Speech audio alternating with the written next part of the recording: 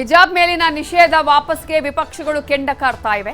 ಸರ್ಕಾರದ ಓಲೈಕೆ ರಾಜಕಾರಣ ಅಂತ ಹೇಳಿದ್ದಾರೆ ಕೇಂದ್ರ ಸಚಿವರಾಗಿರುವ ಎಚ್.ಡಿ. ಕುಮಾರಸ್ವಾಮಿ ಅವರು.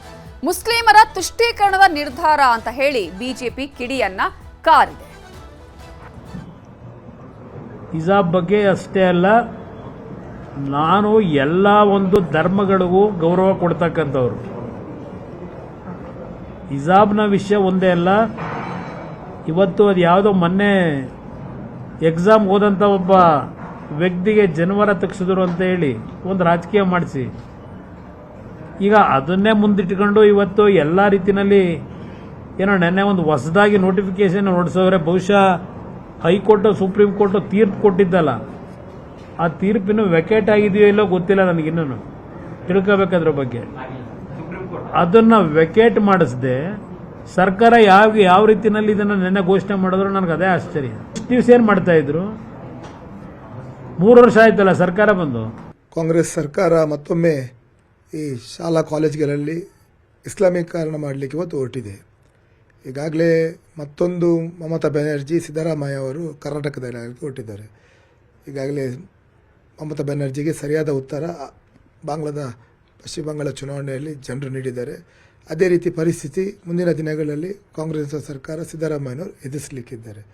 ತನ್ನ ವೋಟ್ ಬ್ಯಾಂಕ್ ಅನ್ನ ಭದ್ರಗೊಳಿಸಬೇಕು ಅನ್ನುವಂಥ ಕಾರಣಕ್ಕೋಸ್ಕರ ಶಾಲೆಯ ಸಮವಸ್ತ್ರದಲ್ಲಿ ಹಿಜಾಬನ್ನು ಧರಿಸಬಹುದು ಅನ್ನುವಂಥ ಒಂದು ಆಘಾತಕಾರಿಯಾದಂಥ ನಿರ್ಣಯವನ್ನು ಇವತ್ತು ಶಿಕ್ಷಣ ಇಲಾಖೆ ಕೈಗೊಂಡಿರುವಂಥದ್ದು ಅತ್ಯಂತ ಖೇದಕರವಾದಂಥ ಸಂಗತಿ.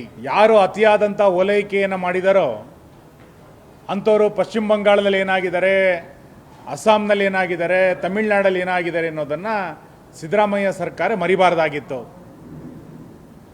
ಅತಿರೇಕದ ಪಾಪದ ಕೊಡ ಇವತ್ತು ತುಂಬಿದೆ. ಜಯಂತಿಯಿಂದ ಆರಂಭವಾಗಿ ಹಿಜಾಬಿನ ತನಕ ತನ್ನ ಅತಿಯಾದಂಥ ಓಲೈಕೆಯ ಕಾರಣಕ್ಕೋಸ್ಕರನೇ 28ರ ಚುನಾವಣೆಯಲ್ಲಿ ಈ ಸರ್ಕಾರ ಪತನ ಆಗುವಂಥದ್ದು ನಿಶ್ಚಿತ ಆಗಿದೆ. ಸರಿ, ಹಿಜಾಬನ್ನು ಈ ಸಮಯದಲ್ಲಿ ಅವರು ಹಿಜಾಬ್ನ ಕುರಿತು ಮಾತನಾಡುವುದು ನೋಡಿದರೆ ಜ್ವಲಂತ ಸಮಸ್ಯೆಗಳು ಏನಿದೆ ಕರ್ನಾಟಕದಲ್ಲಿ ಅದನ್ನು ಡೈವರ್ಟ್ ಮಾಡಲಿಕ್ಕೆ ಸಿದ್ದರಾಮಯ್ಯನವರು ಮತ್ತು ಅವರ ತಂಡ ಕ್ಯಾಬಿನೆಟ್ ಏನಿದೆ ಅದು ಡಿಸಿಷನ್ ತೆಗೆದುಕೊಂಡಿದೆ. ಹಿಜಾಬನ್ನು ಮಾಡುವಂಥ ಸಂದರ್ಭದಲ್ಲಿ ಜನಿವಾರ, ರುದ್ರಾಕ್ಷ ಇದಕ್ಕೆಲ್ಲ ಅವಕಾಶ ಕೊಡ್ತೇವೆ ಅನ್ನುವಂಥ ಮಾತನ್ನು ಸಹ ಹೇಳಿದ್ದಾರೆ. ಇದನ್ನು ಹಿಜಾಬ್ ಮತ್ತು ಜನಿವಾರ, ರುದ್ರಾಕ್ಷಕ್ಕೆ ಕಂಪ್ಯಾರಿಸನ್ ಮಾಡುವಂಥ ಪ್ರಯತ್ನ ಇವರಿಂದ ಆಗ್ತಾ ಇದೆ. ಜನಿವಾರ, ರುದ್ರಾಕ್ಷ ಏನೆಲ್ಲ ನಾವು ಧರಿಸ್ತೇವೆ ಅದು ಹೊರಗಡೆ ಧರಿಸುವಂಥದ್ದಲ್ಲ, ಒಳಗಡೆ ಧರಿಸುವಂಥದ್ದು. ನನ್ನ ತಿಳುವಳಿಕೆ ಪ್ರಕಾರ 65ರಿಂದ ಶಾಲಾ ಕಾಲೇಜುಗಳಲ್ಲಿ ಸಮವಸ್ತ್ರ ಇದೆ. ಆಯಾ ಶಾಲಾ ಕಾಲೇಜುಗಳಲ್ಲಿ ವಸ್ತ್ರ ಸಂಹಿತೆಯನ್ನು 69ರಿಂದ ಕಡ್ಡಾಯಗೊಳಿಸಲಾಗಿದೆ. ಯಾಕೆ ಇದನ್ನು ತಂದ್ವಿ ಅನ್ನೋದನ್ನು ಅವತ್ತು ಭಾಳ ಸ್ಪಷ್ಟವಾಗಿ ಉಲ್ಲೇಖ ಮಾಡಿದ್ದಾರೆ. ಮಕ್ಕಳಲ್ಲಿ ಯಾವುದೇ ರೀತಿಯ ಭೇದ ಭಾವವನ್ನು ತರಬಾರ್ದು ಅನ್ನೋ ಕಾರಣಕ್ಕೋಸ್ಕರ ಯೂನಿಫಾರ್ಮನ್ನು ಅಳವಡಿಸುವಂಥ ಕೆಲಸವನ್ನು ಮಾಡಿದರು. ನೀವು ಹಿಜಾಬ್ ಹಾಕೋದು ಬೇಡ ಅಂತಂದಿದ್ದರೆ ನಾವು ಒಂದೇ ಮಾತಲ್ಲಿ ಹೇಳ್ತಿದ್ವಿ, ಕೇಸರಿನೂ ಹಾಕೋದು ಬೇಡ. ನೀವು ಹಿಜಾಬ್ ಹಾಕೋದು ಬೇಕು ಅಂದರೆ ಕೇಸರಿ ಯಾಕೆ ಹಾಕಬಾರ್ದು ಅಂದರೆ ಹೋಗಲಿ. ಕೇಸರಿ ಅಂತಂದ್ರೆ ಏನು ಸಮಸ್ಯೆ? ಏನು ಕೇಸರಿಯಿಂದ ಆಗುವಂಥ ಸಮಸ್ಯೆ ಏನಿದೆ? ಹಾಗಿದ್ರೆ ಅದನ್ನು ನಿಲ್ಲಿಸ್ಬಿಡಿ, ಎಲ್ಲ ನಿಂತೋಗುತ್ತೆ. ನೀವೇ ಈ ಬೆಂಕಿ ಹಚ್ಚಲಿಕ್ಕೆ ಕಾಂಗ್ರೆಸ್ ಕಾರಣ. ಅದರಿಂದ ನಾವಿನ ಮೇಲೆ ಅವರು ಹಾಕೋದಾದ್ರೆ ನಮ್ಮ ಹಿಂದೂ ಸ್ಟೂಡೆಂಟ್ಗಳು ಕೇಸರಿ ಹಾಕೊಂಬರ್ತಾರೆ. ನೀವು ಹೆಂಗೆ ತಡೆಯೋಕ್ಕಾಗುತ್ತೆ? ಈ ವಿಷಯ ಉಡುಪಿಯಿಂದ ಮತ್ತೆ ಹೊಸ ವಿವಾದ ಆಗಿ ಹಿಜಾಬನ್ನ ಯಾರು ಹಾಕೊಂಡ್ಬರ್ತಾ ಇದ್ರು ಶಾಲಾ ಕಾಲೇಜುಗಳಲ್ಲಿ ಹಿಜಾಬನ್ನ ಧರಿಸಬಾರ್ದು ಅಂತೇಳಿ ಉಡುಪಿ ಒಂದು ಜೂನಿಯರ್ ಕಾಲೇಜಿನಲ್ಲಿ ಈ ವಿಷಯ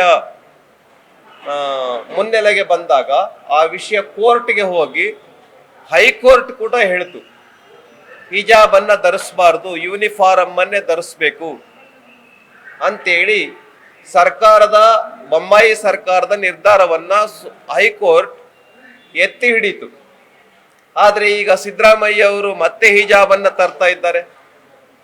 ಮತ್ತೆ ನೀವು ಹಿಜಾಬನ್ನ ತೊರೋದಾದ್ರೆ ಶಾಲಾ ಕಾಲೇಜುಗಳಲ್ಲಿ ಯೂನಿಫಾರ್ಮ್ ಕತೆ ಏನು? ಮತ್ತೆ ಯಾಕೆ ಕರ್ನಾಟಕ ರಾಜ್ಯಕ್ಕೆ ಮತ್ತೆ ಹಿಜಾಬಿನ ಸುದ್ದಿ ಎತ್ತಿ ಒಂದಷ್ಟು ಸಮಾಜದಲ್ಲಿ ಮತ್ತು ಶೈಕ್ಷಣಿಕ ಕ್ಷೇತ್ರದಲ್ಲಿ ಗೊಂದಲ ಉಂಟು ಮಾಡುವಂಥ ಒಂದು ವಾತಾವರಣವನ್ನು ಕರ್ನಾಟಕ ರಾಜ್ಯ ಸರ್ಕಾರದ ಶಿಕ್ಷಣ ಇಲಾಖೆ ಸಚಿವರು ಮತ್ತು ಒಟ್ಟಾರೆ ರಾಜ್ಯ ಸರ್ಕಾರ ಮಾಡಿದೆ ಅಂತ ಅನಿಸ್ಬಿಡುತ್ತೆ. ಹಿಜಾಬಿನ ವಿಚಾರದಲ್ಲಿ ರಾಜ್ಯದ ಉಚ್ಚ ನ್ಯಾಯಾಲಯ ಒಂದು ಆದೇಶವನ್ನು ಕೊಟ್ಟು ಯಾವುದೇ ಧಾರ್ಮಿಕ ಪ್ರಕ್ರಿಯೆಗಳಿಗೆ ಅವಕಾಶ ಇಲ್ಲ, ಬದಲಾಗಿ ಸಮವಸ್ತ್ರಕ್ಕೆ ಮಾತ್ರ ಅವಕಾಶ ಅನ್ನೋದನ್ನು ಹೇಳಿದೆ. ಮತ್ತು ಅದು ನ್ಯಾಯಾಲಯದ ಆದೇಶ, ನ್ಯಾಯಾಲಯದ ರಾಜ್ಯದ ಹೈಕೋರ್ಟಿನ ಆದೇಶವನ್ನು ವಿರೋಧಿಸಿ ಒಂದೆರಡು ಜನ ಸುಪ್ರೀಂ ಕೋರ್ಟ್ ಹೋಗಿದ್ದಾರೆ. ಸುಪ್ರೀಂ ಕೋರ್ಟು ಕರ್ನಾಟಕದ ನ್ಯಾಯಾಲಯ ಕೊಟ್ಟಿರುವಂಥ ಆದೇಶಕ್ಕೆ ತಡೆಯಾಜ್ಞೆ ಕೊಟ್ಟಿರಲಿಲ್ಲ ಮತ್ತು ಅಲ್ಲಿ ಸುಪ್ರೀಂ ಕೋರ್ಟಿನ ತೀರ್ಪುಗಳು ಕೂಡ ಏನು ಹೊರಬಂದಿಲ್ಲ. ಹಾಗಾಗಿ ರಾಜ್ಯದ ಉಚ್ಚ ನ್ಯಾಯಾಲಯ ಏನು ಆದೇಶವನ್ನು ಕೊಟ್ಟಿತ್ತೆ ಅದು ಇವತ್ತು ಅನುಷ್ಠಾನದಲ್ಲಿದೆ. ರಾಜ್ಯದ